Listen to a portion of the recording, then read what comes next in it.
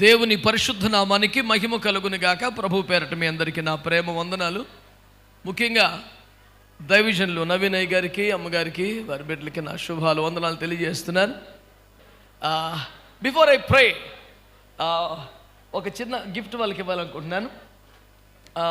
Bibles exchange చేసుకుంటారు, Bible ఇంట్లో ఉంచుకుంటారు.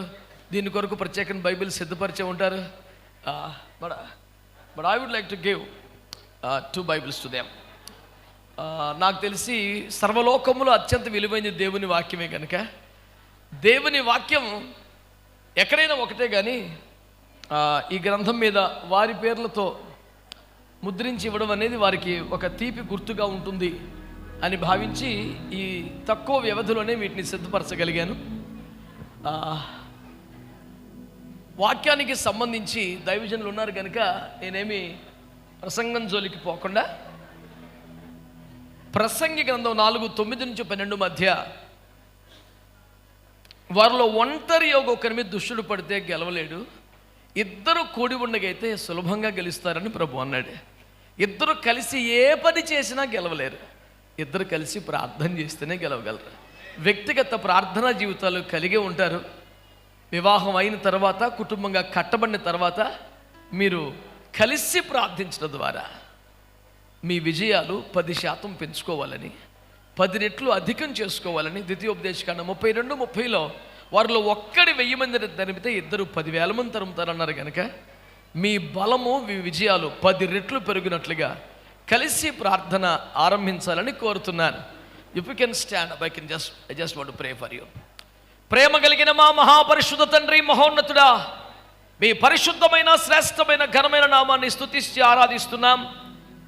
మీ ప్రియమైన సేవకులు దైవజనులు నవీనయ్య గారు వారి కుటుంబాన్ని ప్రేమించి మహిమగల సేవలో వేలాది మందికి ఆశీర్వాదకరంగా వాడుకుంటున్నందుకు స్తోత్రాలు.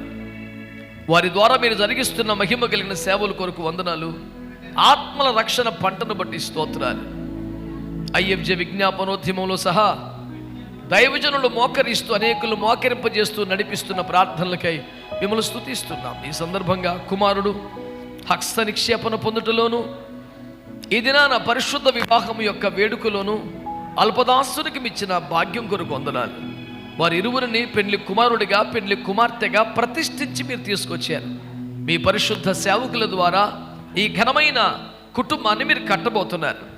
ఈ కార్యమంతా మీ చేతులకు అప్పగిస్తూ యవన బిడ్డల జీవితం మీదకి రాదగిన ప్రతి ఆశీర్వాదం నజరేయుడైన యేసు నామములో విడుదల చేస్తున్నారు.